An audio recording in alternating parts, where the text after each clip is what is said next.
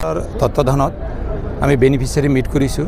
বিশেষকৈ বেনিফিচিয়াৰীসকলৰ লগত এটা মত বিনিময় আৰু তেখেতসকলক সজাগতা কৰাৰ বাবে এই সভাটো আমি পাতিছোঁ। ইয়াত বিটিআৰৰ 40টা সমষ্টিতে এই মিটিংটো এতিয়া আমি কৰি আছোঁ। বিটিআৰ চৰকাৰৰ প্ৰধান শ্ৰীযুত প্ৰমোদ বড়ো ডাঙৰীয়াই সিদ্ধান্ত এটা লৈ বিটিআৰৰ সমূহ সমষ্টিত মানে হিতাধিকাৰীসকলৰ বিষয়ৰ লগত তেখেতসকলৰ লগত মত বিনিময় কৰা আৰু তেখেতসকলক অলপ সজাগ কৰাৰ বাবে মিটিঙৰ দৰকাৰ আছে বুলি সিদ্ধান্ত লৈ আমি এতিয়া কৰি আছোঁ। প্ৰায় 34টা সমষ্টিত এইটো সমাপন কৰিলোঁ আৰু 6টা সমষ্টি বাকী আছে। অহা 12 তাৰিখত আমি এই বেনিফিচিয়াৰী মিটিংটো সমাপ্ত কৰিম।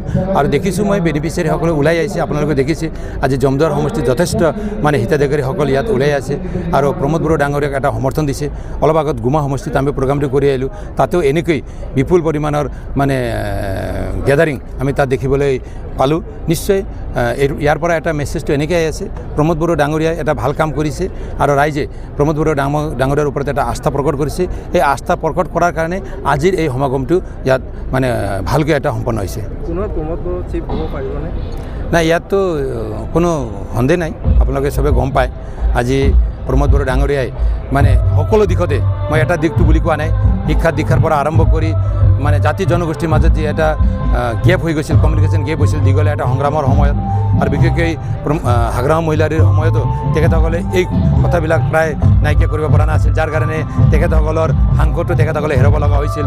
আজি প্ৰমোদ বড়ো ডাঙৰীয়াই বিটিআৰত বসবাস কৰা সকলো জাতি জনগোষ্ঠী একেলগে লৈ সুন্দৰ বিটিআৰ নিৰ্মাণ কৰাৰ, প্ৰগতিৰ বিটিআৰ নিৰ্মাণ কৰা, শান্তিৰ বিটিআৰ গঢ়ি তোলা আৰু বিটিআৰ ভিতৰত যিমান জাতি জনগোষ্ঠী সকলৰ মাজত এটা সমন্বয় গঢ়ি তোলা যি এটা এজেণ্ডাটো লৈ আজি চৰকাৰত বহিছে। আৰু এই দলেও আজি UPPL দলেও এই এজেণ্ডাটো আগত ৰাখি কাম কৰি আছে। গতিকে ইয়াত মানে নিঃসন্দেহ আছে, ইয়াত সকলো মানে জনগোষ্ঠীয় বা সামাজিক সংগঠনবিলাকে অহা নিৰ্বাচনত প্ৰমোদ বড়ো ডাঙৰীয়াৰ লগত থাকি 40টা সমষ্টিৰে UPPL যি প্ৰাৰ্থী থাকিব, ট্ৰেক্টৰ চবৰ যি প্ৰাৰ্থী থাকিব, এই প্ৰাৰ্থীক জয়যুক্ত কৰিবলৈ নিশ্চয় আগবাঢ়ি আহিব।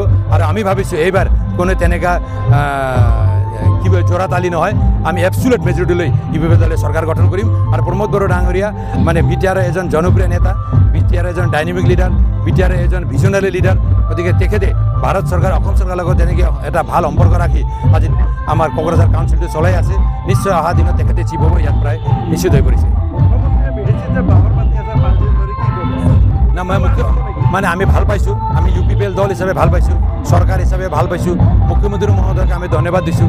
তেখেতে এটা গাৰ্জেনৰ যি ৰোলটো লৈ বিটিআৰত 5টা সমষ্টি তেখেতে ঘূৰিছে আৰু ৰাইজৰ লগত মত বিনিময় কৰিছে, ৰিভিউ মিটিংবিলাক কৰিছে, আঁচনিবিলাকৰ বিষয়ে তেখেতে কথা পাতিছে।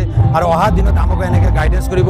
ৰাজনীতিৰ কথাটো বেলেগ, তেখেতে অকল বেলেগ পলিটিকেল পাৰ্টি বিলং কৰে, আমি বেলেগ পলিটিকেল পাৰ্টি, ৰাজনীতিত বেলেগ হৈ যাব। কিন্তু সামগ্ৰিক দিশত মুখ্যমন্ত্ৰী মহোদয়েও বিটিআৰক আগুৱাই লৈ যোৱাৰ কাৰণে আমাক সহায় কৰি আছে। আমি বিচাৰোঁ আমি বিটিআৰটো আগুৱাই যাব লাগিব, অসম আগুৱাই যাব লাগিব, ভাৰত আগুৱাই যাব লাগিব। যি ধৰণৰ আমাৰ দেশৰ প্ৰধানমন্ত্ৰীয়ে ভাৰতক বিশ্বৰ এটা মানে 4th মানে ডেভেলপমেণ্ট কাউণ্ট্ৰি মানে যি এটা মৰ্যাদা তেখেতে আনিবলৈ সক্ষম হৈছে, অসমকতো আজি অসমৰ মুখ্যমন্ত্ৰীয়ে যি ধৰণে আগবাঢ়িছে, আমিও বিটিআৰটো প্ৰমোদ বড়ো ডাঙৰীয়াৰ নেতৃত্বত বিটিআৰক আগুৱাই লৈ যাবৰ কাৰণে আমি চেষ্টা কৰি আছোঁ। তাত নিশ্চয় আমাৰ অসমৰ মুখ্যমন্ত্ৰী মহোদয় আমাক সহায় কৰি আছে আৰু সহায় কৰি যাব আগন্তুক দিনত, এইটো আমি বিচাৰোঁ।